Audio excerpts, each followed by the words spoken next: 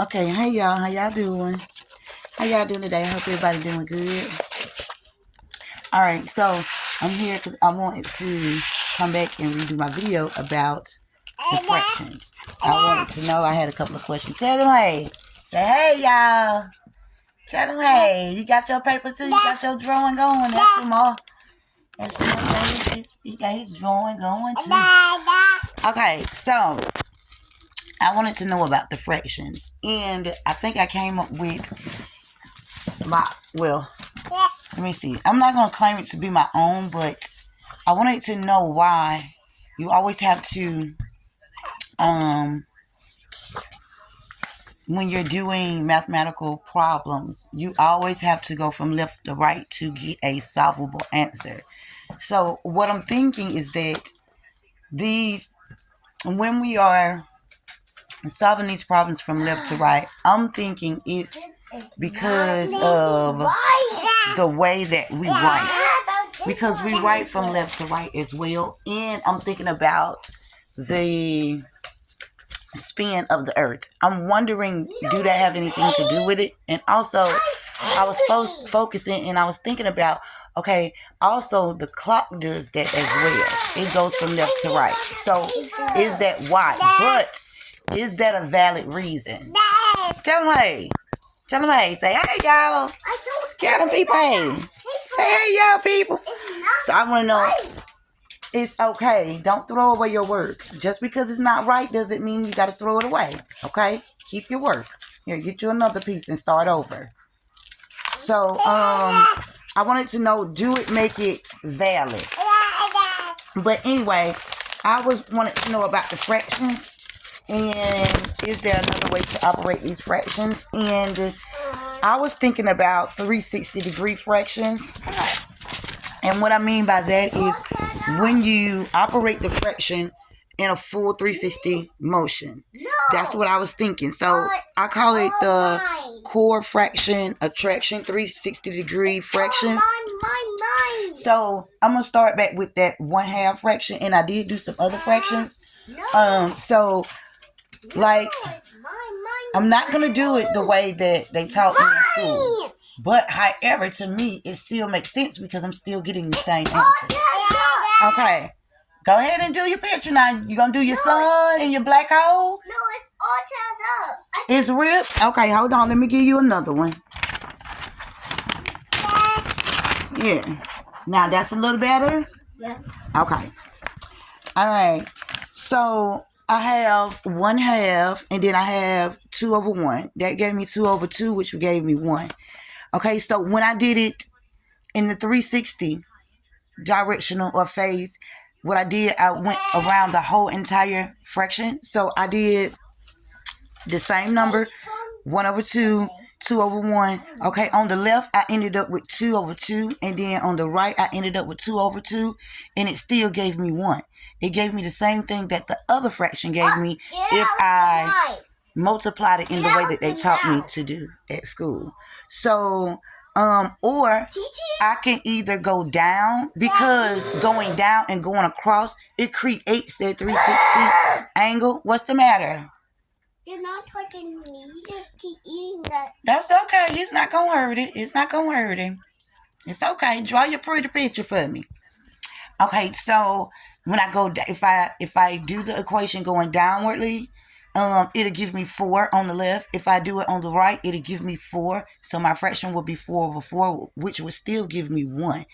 Or I could just simply just say 1. I don't have to go that far, but I can go that far depending on what it is that I'm actually trying to figure out at that time.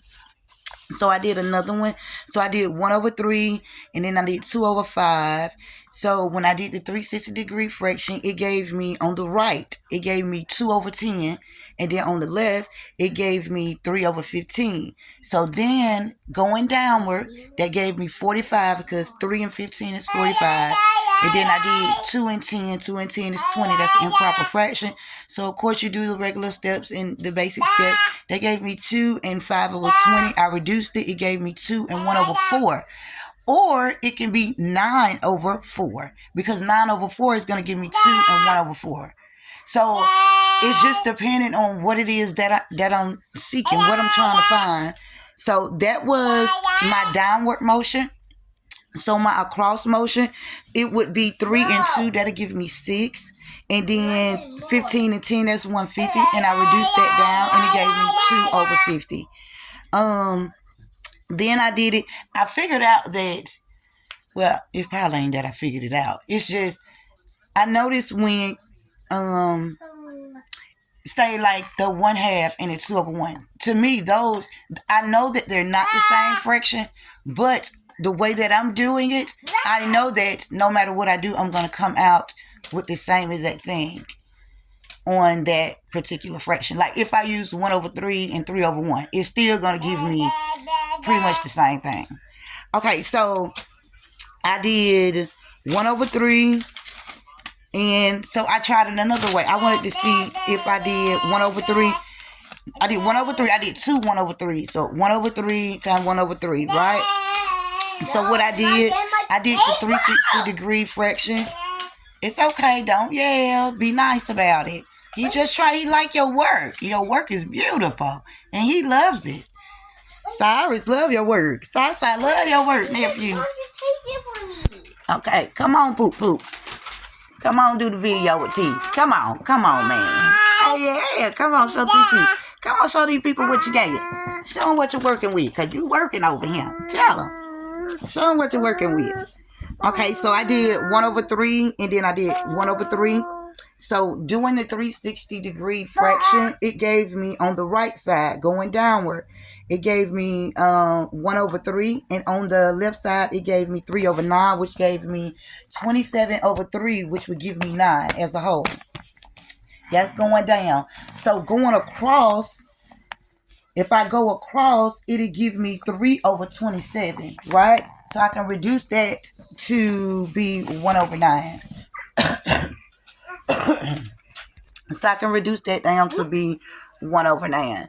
So I want to know, is that possible that depending on what it is that you're looking for, like I always say, depending on what it is, yes, Iris, you are correct. Okay, so depending on what it is that you're looking for, I want to know, it makes sense to me because I'm getting like logical answers. Like the answers aren't far away from the original answer. You see what I'm saying? If that makes sense. If it makes sense. Y'all know I don't know words. Just work with me. Just hear me out. Don't. What's the matter? Let me see. Come here. Let me see your work. I'm going to probably have to come back, y'all. Come here. Let me see. And don't ball up your work. Your work is beautiful. Don't throw away your work. Let me see what you got. Let me see what you have. Come and talk to me and tell me what you drew. Come on, tell me. You got to come up here and tell me what you have. I just said Mercury, Venus, Earth, and Mars, Jupiter, Uranus, and Neptune. Oh, okay. You drew all your planets. Yeah, I love it. It's beautiful. If you ball it up, then how we gonna see your work? If you throw it away, don't throw it away. Hold on, I'm gonna give you another sheet, okay?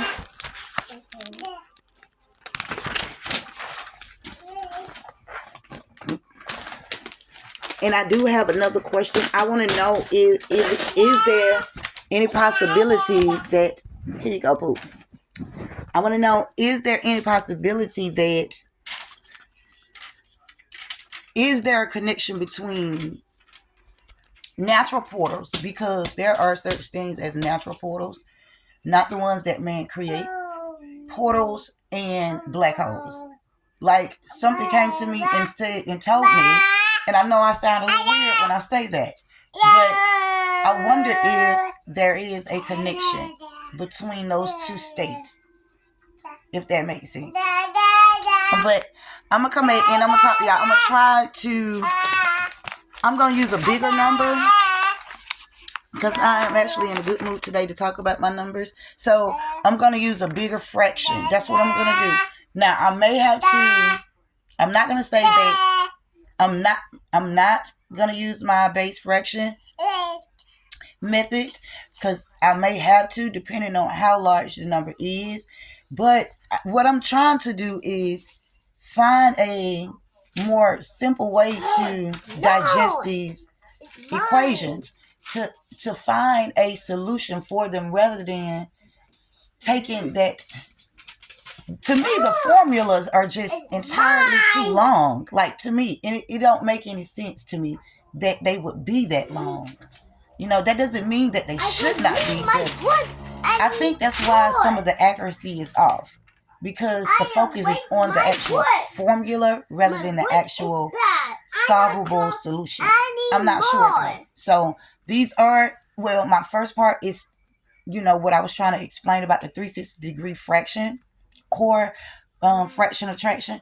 And my next part, when I come back, I'm going to try to, first I got to try to figure out if it's going to work with larger numbers. See, I always start with the smaller numbers to see if it's going to make sense. If it don't make sense, then I go back and I do it all over again. But I want to make sure that it makes sense on a smaller scale before I push it to the larger scale. So if you're wondering if or why I always use smaller numbers first, because I just want to know if it makes sense with the smaller numbers. If it ain't making sense with smaller numbers, it's not going to make sense with the larger numbers. To me. That's only to me. But I'll be back. And don't forget that question about the black hole. If y'all can help me out with that.